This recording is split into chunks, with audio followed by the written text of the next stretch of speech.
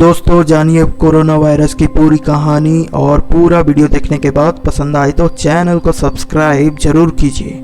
Mister Donald Trump के शोध के अनुसार this is Chinese virus from Wuhan city. ये कोरोना वायरस विश्व में तबाही मचा रखा है, जिसने लाखों लोगों की कत्लेआम कर दिया है। ये कोरोना वायरस इतना सूक्ष्म है, इतना है जिसे आप खुले आंखों से देख भी नहीं सकते हैं। देखने के लिए माइक्रोस्कोप का जरूरत पड़ता है। साइंटिस्ट्स और डॉक्टर्स को माइक्रोस्कोप के द्वारा जूम इन करने के बाद लगभग कोरोना ऐसा दिखता है।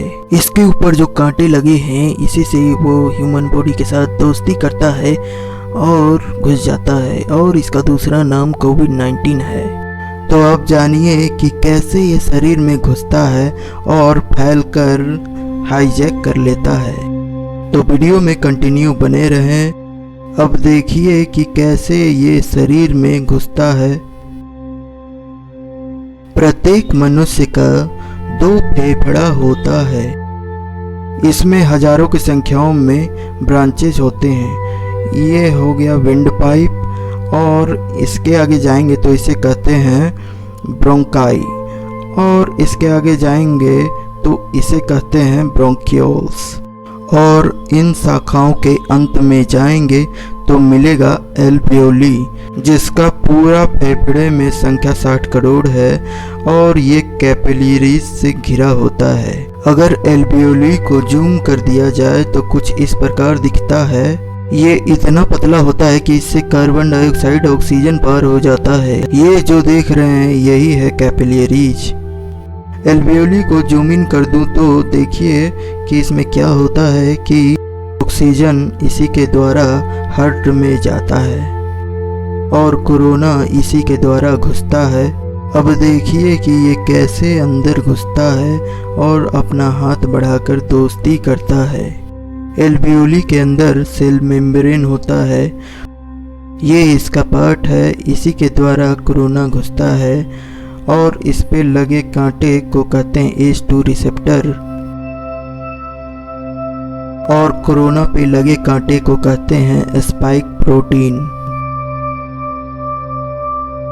अब होगा ये कि स्पाइक प्रोटीन जो है, प्रोटीन नाम से ही पता चल रहा है कि इसमें प्रोटीन है, तो H2 रिसेप्टर एक्सेप्ट करता है प्रोटीन को, तो इस प्रकार इंटर कर जाएगा और तबाही शुरू कर देगा।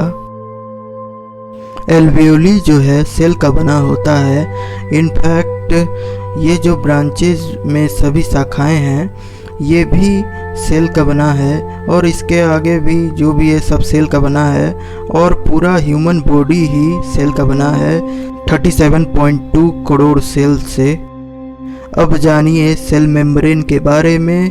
ये सेल मेम्ब्रेन जो है सेमी परमिएबल होता है। इसका मतलब ये है कि ये जो है न्यूट्रिएंट्स को अंदर लेता है और वेस्ट मटेरियल को बाहर फेंकता है।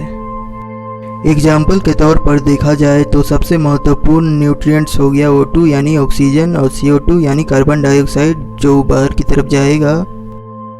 अब जानिए कि ये कोरोना जो है फेफड़ा के द्वारा ही क्यों घुसता है। क्योंकि शरीर के दूसरे पार्ट जैसे सिर, हाथ और पैर में जो है H2 रिसेप्टर नहीं पाया जाता है और इस प्रकार हमला नहीं कर पाता है।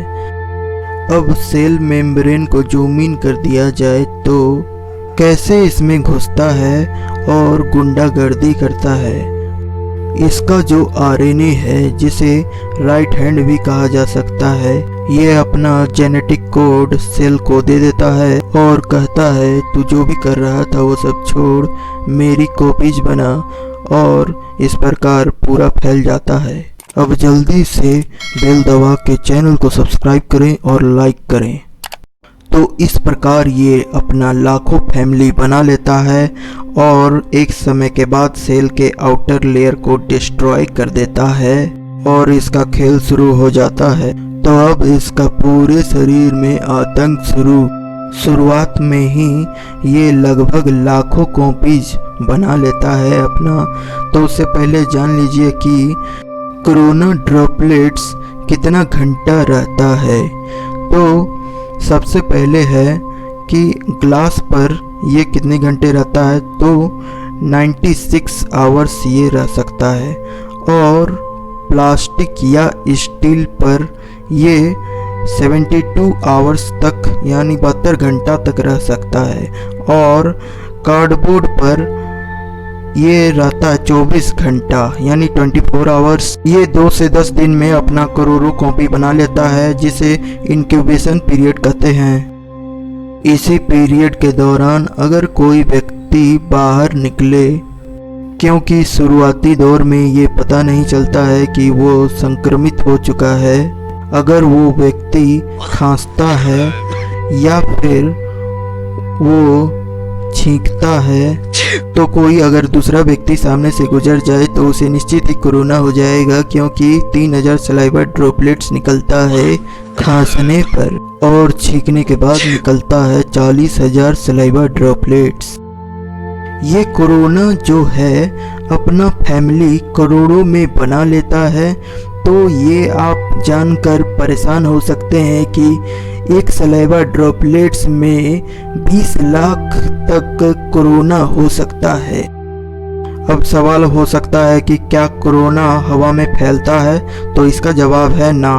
लेकिन जैसा कि मैंने अभी बताया कि कोई दूसरा व्यक्ति अगर संक्रमित व्यक्ति के पास से गुजरे तो वो संक्रमित हो जाएगा, क्योंकि हमारे चारों तरफ डस्ट पार्टिकल्स हवा में तैरता है और कोरोना डस्ट पर बैठ जाएगा, इसलिए ये आसानी से पूरे विश्व में फैल रहा है। इसी कारणवश आपको ये पीरियड पता नहीं चलता है और आपसे कहा जाता है कि 1 मीटर की दूरी बनाए रखें, मास्क पहने, सैनिटाइजर लगाएं, क्योंकि सैनिटाइजर जो है कोरोना के आउटर लेयर को डिस्ट्रॉय कर देता है। और अगर आपको गले में दर्द हो या सूखा खांसी हो तो हल्का गर्म पानी का सेवन करना चाहिए, क्योंकि अगर आपको कोरोना हो भी तो कोरोना को बढ़ने से रोकेगा। जानिए कि कोरोना के द्वारा बुखार क्यों होता है, क्योंकि अब ये अपना माहौल क्रिएट करता है जो हमारे शरीर को एक्सेप्टेबल नहीं है। तो हम लोगों का इनेट इम्यून सिस्टम एक्टिवेट हो जाता है लड़ने के लिए। ये बॉडी टेम्परेचर को बढ़ा देता है, तो बॉडी टेम्परेचर को बढ़ाकर ये कोरोना को मारने की पूरी कोशिश करता है। और जब तक पूरा कोरोना मर नहीं जाता है तब तक ये बॉडी टेम्परेचर को बढ़ाते ही जाएगा। तो इस तरह से बुखार हो जाता है तो कोई आदमी उठता नहीं, उठ जाता है।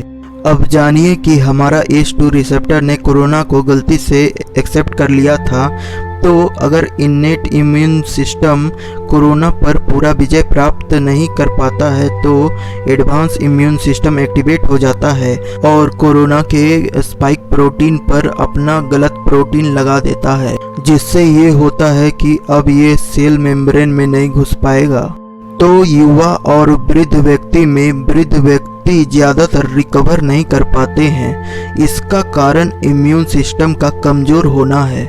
मतलब कि जो एडवांस इम्यून सिस्टम के द्वारा जितना गलत प्रोटीन क्रिएट करना होता है कोरोना को रोकने के लिए, उतना नहीं होता है युवा की तुलना में, क्योंकि यंग लोगों का एडवांस इम्यून सिस्टम अधिक असरदार होता है किसी भी परिस्थिति में, इसलिए यंग लोग रिकवर कर जाते हैं और ओल्ड लोग रिकवर नहीं कर पाते हैं। तो आपने ये तो जान लिया कि बुखार क्यों होता है, लेकिन ये सांस लेने में क्यों दिक्कत होता है और दम घुटकर मर जाता है। जैसा अभी मैंने बताया था कि सेल में लाखों कॉपीज बनाने के बाद आउटर लेयर को डिस्ट्रॉय कर देता है और इसका आतंक शुरू होने के बाद हमारा इनेट इम्यून सिस्टम एक्टिवेट हो जाता है इससे लड़ने के लिए। कोरोना को मारने के पश्चात पस क्रिएट होता है, जिसके कारण एल्वियोली में ऑक्सीजन नहीं जा पाता है, मतलब O2 इसके अंदर नहीं जा पाता है।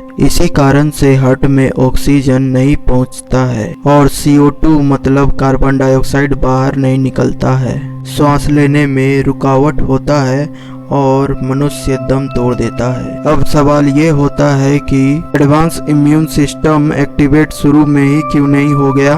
ऐसा इसलिए क्योंकि एडवांस इम्यून सिस्टम को कोरोना के स्पाइक प्रोटीन को समझने में समय लगता है, जिससे गलत प्रोटीन मतलब एंटीबॉडीज क्रिएट होने में वक्त लगता है। अब मैं बता दूं कि WBC मतलब वाइट ब्लड सेल ये भी इम्यून सिस्टम का पार्ट है। अब ये क्या करता है कि कोरोना के स्पाइक प्रोटीन पर लगे एंटीबॉडीज को अपने में इंसर्ट कर लेगा। ये एक साथ एंटीबॉडीज से कनेक्ट कोरोना वायरस को अपने में इंसर्ट कर लेगा और इस तरह से लाखों कोरोना वायरस गुच्छे में ख़त्म हो जाएगा। तो कोरोना के बारे में आप बेशक जानते हो, मगर आपको ये डिटेल कैसा लगा आप ज़रूर कमेंट करके बताएं। तो वैक्सीन का प्रक्रिया अब ये होगा कि जब ये लॉन्च होगा तो एडवांस इम्यून सिस्टम को दिशा निर्देश दे देगा। भविष्य में ऐसा वायरस हमला कर सकता है तो पहले से एंटीबॉडीज बना लो। तो दोस्तों स्वस्थ रहें, सुरक्षित रहें और खुश रहें, क्योंकि इसका भी द एंड होगा। तो दोस्तों वीडियो पसंद आया हो तो लाइक, शेयर और सब्सक्राइब करना ना भूलें and press the bell icon for next video notification. तो मिलते हैं नेक्स्ट वीडियो में, तब तक के लिए बाय बाय, जय हिंद, वंदे मातरम।